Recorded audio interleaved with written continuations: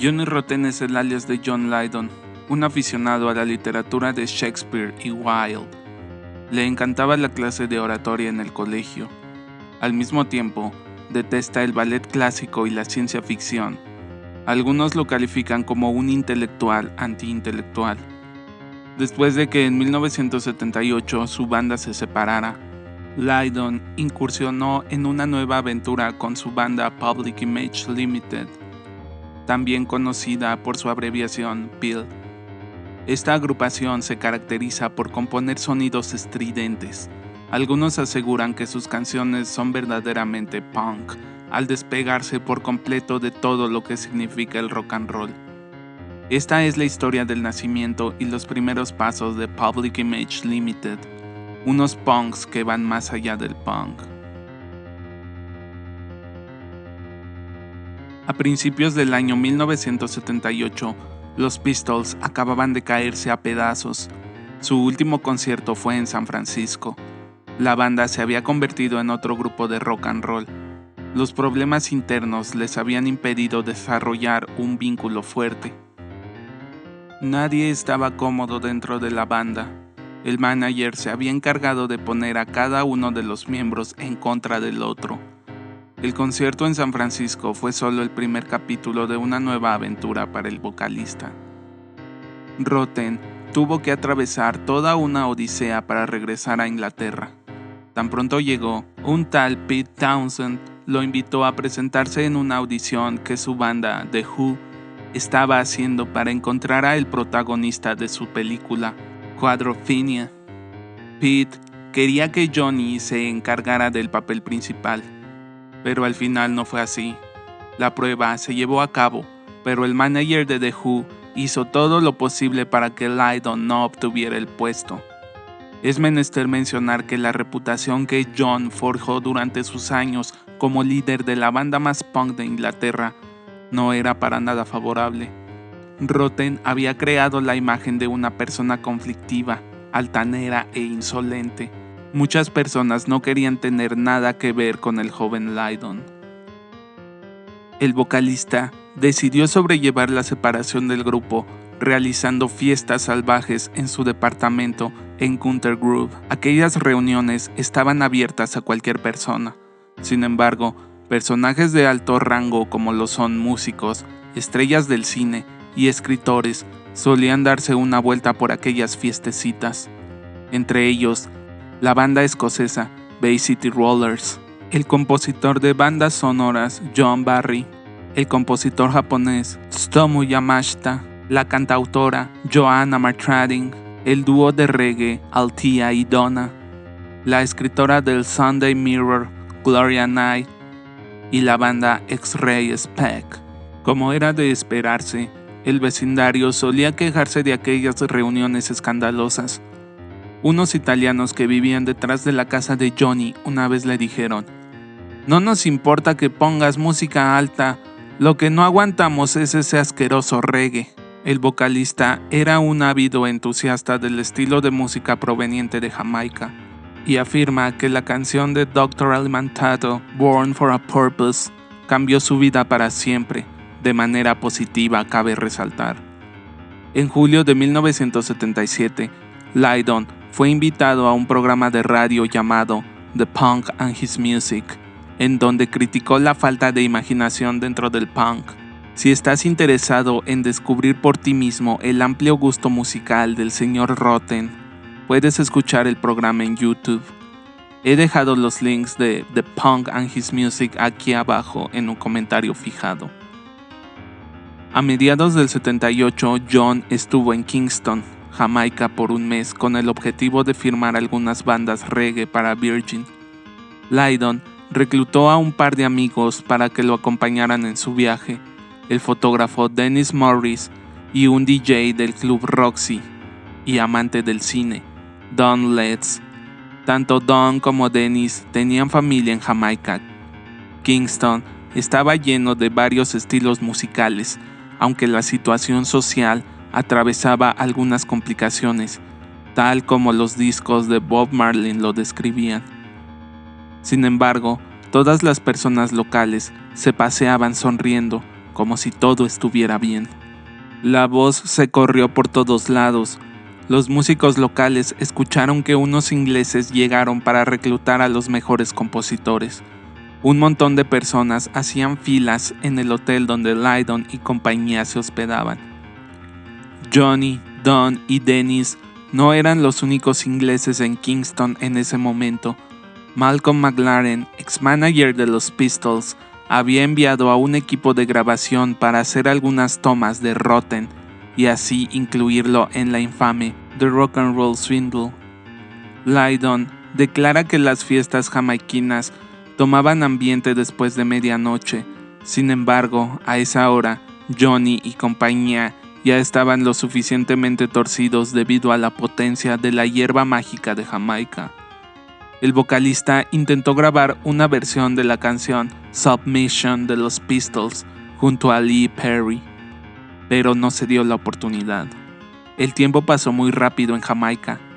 John y sus amigos regresaron a Inglaterra con varios nombres de agrupaciones que le entregaron a Virgin. Una vez en Londres, Gloria Knight le recomendó un abogado a Lydon después de que este último se enterara de que su antiguo manager intentaba apoderarse del nombre Johnny Rotten. Brian Carr se convirtió en el abogado de John y lo ayudó a resolver los problemas legales que habían nacido con la disolución de los Pistols. Después de despejar su mente durante aquel viaje por Kingston, una nueva banda liderada por John estaba a punto de nacer. Al poco tiempo de la separación de los Pistols, el vocalista ya había expresado su interés por crear un nuevo grupo antimúsica de cualquier tipo. Lydon no estaba impresionado por aquellos punks que habían sido inspirados por su antiguo grupo.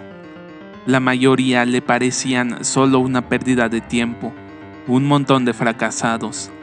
La música se había quedado estancada y no aspiraba a nada más. Ya Wobble, uno de los mejores amigos de Johnny, ya había demostrado gran comprensión del bajo. Durante los días de los Pistols, Wobble se había presentado en los ensayos de la banda y a menudo solía probar el bajo de Sid cuando las prácticas terminaban. A diferencia de Vicious, ya mostraba verdadero talento e interés por las 4 cuerdas. Lydon lo quería en su nuevo proyecto.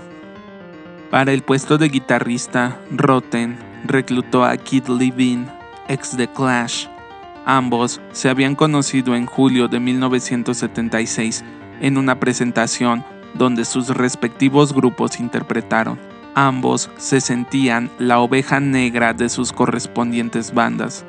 Levine fue quien se acercó a John y le propuso trabajar juntos cuando llegara el momento.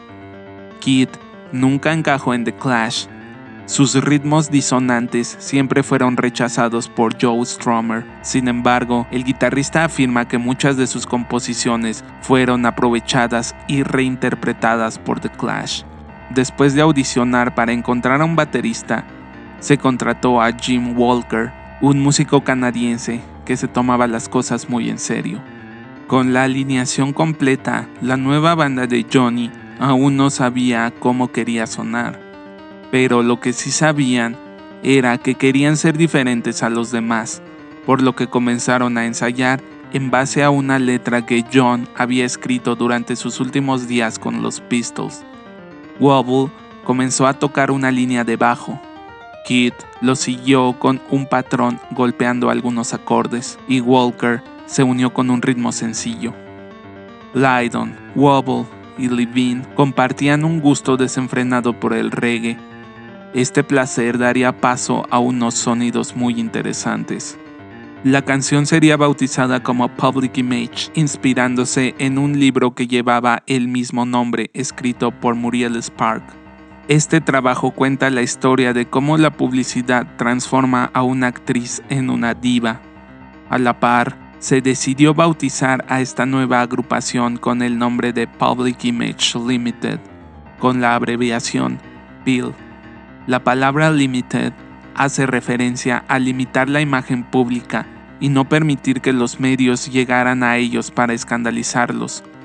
Mantener la vida privada y trazar límites claros con la industria publicitaria y los escándalos, algo totalmente contrario a lo que ocurrió con los Pistols.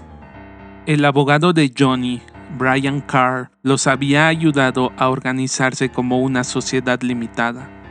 Public Image Limited quedaba libre de ataduras y era dirigida por sus propios integrantes. Ellos tenían la intención de ingresar en todas las áreas posibles que generaran dinero, ofreciendo productos de calidad a través de una imagen corporativa. Dennis Morris se encargó de la creación del logo corporativo de Peel. Debido al contrato de los Pistols con Virgin, estos últimos tuvieron la preferencia para contratar a la nueva banda de Johnny. Virgin les dio un anticipo de 75,000 libras después de que firmaran un contrato por 8 álbums. Algunos piensan que Lydon era en ese momento el artista favorito de la disquera. Ellos harían todo lo posible por mantenerlo en sus filas. La nueva empresa acordó en cobrar un sueldo semanal con la idea de evitar problemas. Al mismo tiempo, John tenía que viajar a los Estados Unidos a cerrar un trato para su nuevo grupo con Bob Rager de Warner Brothers. El vocalista le preguntó a Warner si podía llevar a alguien. Ellos accedieron y se quedaron sorprendidos cuando Rotten se presentó con su madre en las oficinas. La señora Lydon siempre había querido ir a Norteamérica. El viaje la ayudaría a tomar un respiro después de haber sido diagnosticada con una enfermedad grave. Durante esta travesía, los Lydon también visitarían Toronto, donde vivía la tía de Johnny. De vuelta en Londres, los ensayos se ponían cada vez más difíciles. El guitarrista dejó claro que no le agradaba el bajista. John afirma que Levine solía adoptar conductas bastante infantiles, como un crío ansioso por llamar la atención, aunque al final él era el que terminaba haciendo el ridículo. En agosto del 78, Peel estaba programado para realizar su primera aparición televisiva en un programa musical llamado Revolver. Kid decidió no esperar a sus compañeros y marcharse a aquel compromiso junto a Janet Leigh, una chica a la que se estaba ligando. El plan había sido que todos se presentarían en el programa al mismo tiempo. La decisión del guitarrista de llegar por su cuenta enfureció al resto de la banda. Johnny y el resto de los chicos decidieron no asistir y darle una lección a Kid. Entonces se montaron una fiesta. Levine regresó con el rabo entre las patas. No se realizó ninguna mención a Peel aquella noche en el programa. Este acontecimiento no había pasado desapercibido por la disquera. Virgin le insistió a Johnny la expulsión de los miembros problemáticos y contratar a músicos con mayor maestría, pero el vocalista no estaba de acuerdo con reemplazarlos. Ellos eran sus amigos, y si algo no estaba funcionando, ellos harían lo posible para resolverlo. Cuando el primer álbum estaba listo, la disquera no estaba del todo convencida. Virgin quería una segunda parte del Nevermind the Bollocks, por lo que inventaron varias excusas para retrasar el lanzamiento. Sin embargo, algunos cassettes ilegales que contenían todo el first issue comenzaron a circular por algunas tiendas. Rotten asegura no haber tenido nada que ver con aquello. El debut por fin fue lanzado 2 semanas antes de Navidad de 1978. Para la portada, el grupo quiso realizar una parodia de la revista Time, con un personaje bastante familiar posando lleno de seriedad. Las canciones eran minimalistas, corrosivas y sarcásticas. John quería apartarse completamente de aquella imagen de caricatura agresiva que su mejor amigo, John Simon Ritchie, alias Sid Vicious, había creado para el punk. Es bien sabido por todos que Sid se esforzó por hacer ver a los punks como adictos violentos, sin la más mínima pizca de inteligencia. Muchas personas aseguran que todos los temas del first issue sirvieron como desahogo por la separación de los Pistols. Lydon ha desmentido estos comentarios muchas veces. Sin embargo, si ponemos atención en algunos de los temas, podemos encontrar muchas indirectas hacia el primer grupo de Rotten. Sin embargo, el fantasma del exgrupo de John se hizo presente gracias al arresto de Sid en New York. Se le acusaba de haber acabado con su novia. El vocalista se había distanciado de Vicious debido a los problemas con las sustancias que el bajista de los Pistols padecía. La última vez que se habían visto, Sid estaba acompañado de su noviecita. La pareja quería algo de dinero para comprar chute. Después de eso, Lydon intentó ponerse en contacto con Vicious, pero Malcolm McLaren hizo todo lo posible por mantenerlos separados. Irónicamente, McLaren no hizo nada cuando su protegido fue arrestado en New York. Fue el acto desinteresado de un tal Mick Jagger el que se encargó de la defensa gracias a un equipo de abogados. Para Rotten, toda la situación de Sidney fue muy dolorosa. No se podía sacar la imagen de su amigo encerrado en Rikers, solo, lejos de casa y de sus amigos, sufriendo todo tipo de calamidades. Para el momento en que salió bajo fianza, pasaría a mejor vida gracias a una dosis mortal que su propia madre preparó para él. En el 83, Lydon escribiría la canción The Order of Death, basándose en los últimos años de John Simon Ritchie. Recuerda que puedes convertirte en miembro del canal y tener acceso anticipado a los estrenos, menciones honoríficas y encuestas exclusivas. Solo tienes que dar clic en el botón Unirte. Después del lanzamiento del First Issue, el baterista abandonó el grupo. Para el segundo álbum, titulado Second Edition, no se ensayó ni una sola vez. Los músicos solamente imaginaban cómo serían las canciones y al final se presentaron al estudio a grabarlas. De cierto modo, todo fue improvisado. Sin embargo, había una canción que tenía un significado profundo para Johnny. La madre de Lydon estaba muy enferma y le había pedido a su hijo que le escribiera una canción. El vocalista sabía que ella se encontraba en la recta final de su vida, por lo que se puso a trabajar en una canción que tituló Dead Disco, un tema que hablaba sobre una persona que estaba partiendo al otro mundo. Lydon asegura que la canción fue un éxito en los clubs de baile de aquel entonces. El segundo álbum de la banda estaba lleno de canciones caóticas que tienen que ver con el estado de ánimo. Las piezas nacen de una experimentación sin miedo. Algunas veces Rotten se divertía poniendo ceniceros sobre las cuerdas de los pianos acústicos que había en los estudios donde ensayaban. De este modo el timbre del piano se asemejaba al del clavecín, un instrumento que le gustaba mucho. Johnny intentaba componer letras más humanas. Ya lo había intentado en el debut de Peel con la canción Annalisa, que estaba basada en Annalisa Michel. Para este segundo álbum, Lydon escribió una letra sobre un horrible acontecimiento que acababa de tomar lugar en el Reino Unido. Una chica fue capturada por dos hombres que no la trataron nada bien. Ella había logrado escapar, pero no recordaba muchas cosas. Lo que sí le vino a la mente fue que cuando ellos la amagaron y la encerraron en el maletero del auto, una canción de los Bee Gees sonaba en el estéreo. Así fue como lograron dar con los culpables. Cuando encontraron el auto, todavía la cinta estaba puesta. Esto inspiró a que compusiera la canción Pop Tones. Entre los otros temas podemos encontrar Carvering, que tocaba el tema de los problemas en el norte de Irlanda con dos puntos de vista religiosos. La canción le trajo un montón de problemas a Johnny en Irlanda, quienes de por sí ya estaban enojados con él por la canción Religion del First Issue. The Suit hablaba sobre un amigo de Johnny que tomó uno de sus trajes prestados para una cita con una chica sin que éste se diera cuenta. Al final lo regresó, pero olía fatal. Ni siquiera se molestó en lavarlo. Johnny amaba ese traje. Radio 4, una canción perfecta que no necesitó de letra. La primera versión del segundo álbum de Public Image fue titulada Metal Box. Johnny afirma que el estuche de metal era muy difícil de abrir pero le encantaba.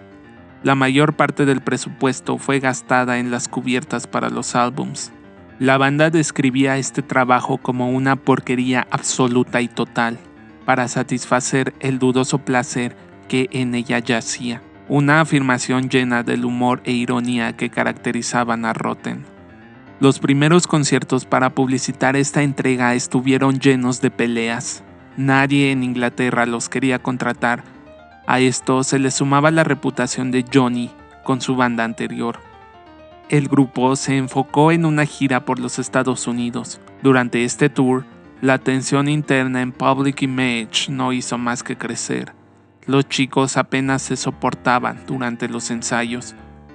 Convivir todo el día, todos los días, fue muy estresante para cada uno de ellos. Durante la gira, la banda se presentó en el programa de Dick Clark. Para este programa se le dijo al grupo que interpretarían con playback. El conductor era conocido por ser una persona profesional. Todos sus programas habían sido ensayados con antelación y se apegaban a los guiones. Cualquiera pensaría que este mismo personaje perdería los estribos cuando Lydon invitó al público presente al escenario. Todas las personas comenzaron a bailar junto a la banda. Sin embargo, Clark no tuvo ninguna objeción y le pareció genial la presentación de los ingleses. Más tarde calificaría aquel episodio como legendario. De regreso a Inglaterra, la banda se enteró que el bajista estaba planeando lanzar un disco en solitario con ideas que habían sido compuestas para Peel. El mismísimo Rotten pilló infraganti a Jah cuando éste intentaba robar las grabaciones del estudio de la banda. Johnny sabía que el bajista no se llevaba bien con Keith. Estaba claro que alguien debía irse. Después de una charla, Wobble abandonó el grupo, pero dejó claro que seguiría siendo amigo del vocalista, aunque Lydon admite no haberlo perdonado del todo por aquel robo. Tras aquella salida, Lydon y Levine experimentaron un momento de alivio. Por esos mismos días se estrenó la película The Great Rock and Roll Swindle, que hacía ver a los Pistols como unos tontos que ni siquiera sabían decir la hora. Johnny estaba muy contento con aquel filme. Demostraba que Malcolm McLaren era un incompetente con todos los proyectos que intentaba realizar.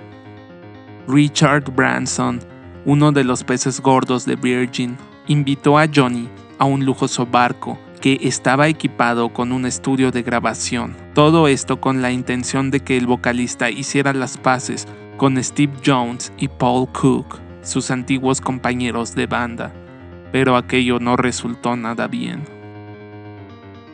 Después de la formación de Public Image Limited, todos los integrantes se habían mudado a la casa de Johnny en Gunter Grove. Tras la partida de Jah Wobble, Rotten comenzó a sentirse incómodo con el hecho de que muchas personas se paseaban por su propiedad todo el tiempo, sin mencionar que Levine era un completo cerdo que no se esforzaba por mantener ni a su persona ni a su habitación limpia. Un día comenzó a emanar un horripilante aroma de la alcoba de Keith. Johnny creyó que si entraba se iba a encontrar con un cuerpo en descomposición, pero solo se trataba de un bote de basura repleto que no había sido limpiado. Durante un viaje a Dublín, Johnny se vio envuelto en una trifulca en un pub, según él, solo por su acento inglés. Un grupo de irlandeses lo rodeó y comenzaron a lanzarle golpes. El vocalista logró escapar y se fue directamente a su hotel para cambiarse de ropa. Uno de los irlandeses lo siguió y resultó ser un policía fuera de servicio que procedió a arrestarlo acusándolo de agresión. Todo parecía indicar que la infracción había terminado con todo aquel asunto, pero más tarde regresó la policía al hotel para arrestarlo. Lydon sospecha que descubrieron que él era el compositor de un par de canciones que no le sentaban bien a los irlandeses. La mañana después del arresto, Johnny se presentó al juzgado donde fue acusado de agresión común. No se fijó ninguna fianza, pues el abogado de la acusación se empeñó en decir que Rotten había llamado al camarero del pub cerdo irlandés. El caso fue aplazado para la siguiente semana, por lo que el vocalista fue enviado a esperar su próximo juicio a una cárcel de mala fama llena de gente que de verdad era peligrosa. Durante su encierro, John no hizo más que adaptarse para evitar problemas. Cuando por fin llegó la fecha del juicio, Lydon fue dejado bajo fianza. De inmediato regresó a Inglaterra y se puso a trabajar en el siguiente álbum de su banda, que llevaría el nombre de Flowers of Romance. Algunos meses después, el vocalista regresó a Irlanda para compadecer a la apelación. Rotten estaba sumamente nervioso. Sabía que su carrera corría peligro y podía pasar algún tiempo tras las rejas. Sin embargo, gracias a que las declaraciones de los testigos eran contradictorias entre ellas, el juez solamente le pidió una donación de 100 libras para los pobres. Johnny salió libre, con un gran rencor contra el sistema de justicia irlandés.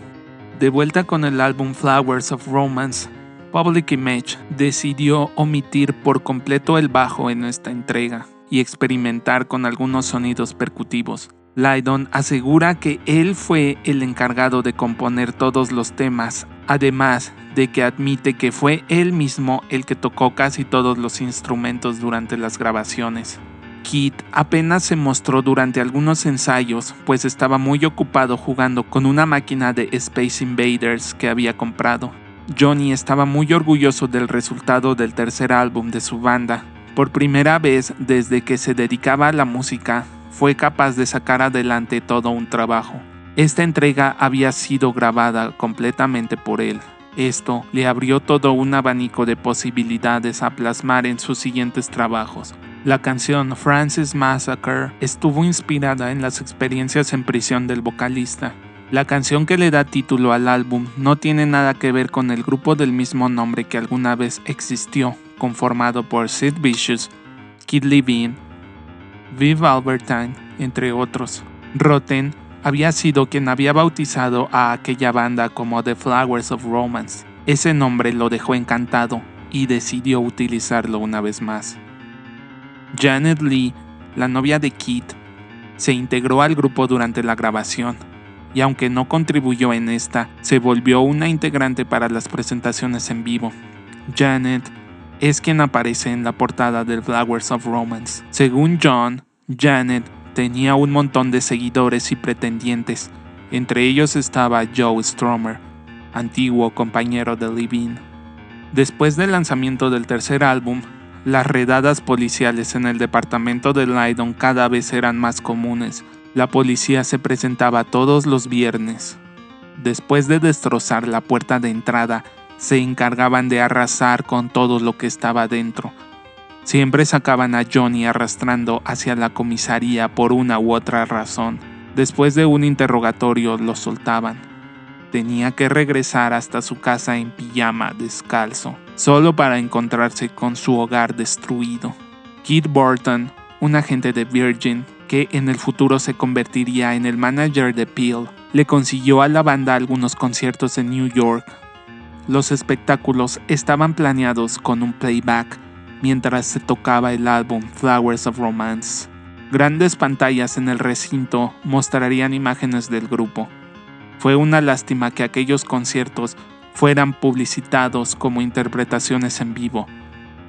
Cuando el público se dio cuenta de que Public Image Limited no estaba interpretando en vivo, se desató una ola de abucheos. La banda permaneció un tiempo en New York, donde planearon una serie de presentaciones por los Estados Unidos. Sin embargo, los problemas entre Keith y John crecían cada vez más. Había días en los que el guitarrista ni siquiera le dirigía la palabra al vocalista. Janet tenía que adoptar el papel de intermediaria entre ellos. En 1982, Lydon se tomó un descanso de Public Image. Aprovechó este tiempo para participar en la película estelarizada por Harvey Keitel, Cop Killer, donde interpretó a Leo Smith, un niño rico y malcriado. Harvey Keitel asistió a un concierto de Peel cuando terminó el rodaje de la película. Quedó asombrado con la banda de Johnny y en camerinos le dijo: Todo esto es genial. No tenía idea de que te dedicaras a esto, chaval. La amistad entre Harvey y John ha permanecido intacta hasta estos días. La actuación de Rotten llamó la atención de algunos cineastas y le empezaron a llover ofertas de actuación. Por ejemplo, el protagonismo de una cinta llamada Critters. De regreso en New York, la ausencia del vocalista y la ruptura con su novia Janet Leigh ayudó a Keith a nutrirse de creatividad. El guitarrista comenzó a componer un montón de canciones, pero al mismo tiempo comenzó a sentir una envidia hacia Johnny. Levine creía que John se estaba volviendo una persona muy importante al estelarizar películas. En noviembre de 1982, Keith se casaría con una chica neoyorquina que quién sabe dónde conoció. Lydon fue el padrino de la ceremonia. Este matrimonio duró apenas 2 semanas. Rotten sabía que Keith tenía un potencial increíble. Nunca dudó de él. Siempre hizo todo porque permaneciera en la banda. Pero Levine, por el contrario, parecía estar siempre dudando de sí mismo. Este problema llevó al vocalista a considerar convertirse en solista. Al mismo tiempo, los ejecutivos de Virgin querían que Peel publicara un hit. Durante una junta con Lydon le dijeron: «Vamos Johnny, ¿por qué no escribes una canción de amor con la que podamos hacer mucho dinero?» Así surgió la idea de Love Song o This Is Not a Love Song. El video de esta canción se rodó en Los Ángeles. La disquera le dio a la banda un par de miles de dólares con los que ellos alquilaron un coche, un camarógrafo barato y después de rodar, se gastaron el resto en una fiesta. El tema fue un éxito en Japón y Europa. Alcanzó a entrar en el top 10 de las listas. La relación personal y de trabajo entre Levine y Lydon llegó a su fin en junio del 83, justo antes de una gira por Japón. John se encargó de formar una nueva encarnación de Public Image Limited. Una de las presentaciones en Tokio fue grabada y lanzada en agosto. En 1984, Keith difundió un álbum con algunas canciones inéditas hasta el momento de Public Image, bajo el nombre de Commercial Zone. Rotten estaba muy furioso y tuvo que regrabar la mayoría de las canciones para lanzarlas de manera oficial. Con Lydon como el único miembro fundador restante, Public Image Limited cerró su primera etapa, la cual estuvo llena de experimentación y sirvió como asiento para el post-punk. Gracias por llegar al final. No olvides dar like y suscribirte. Que tengas buen día.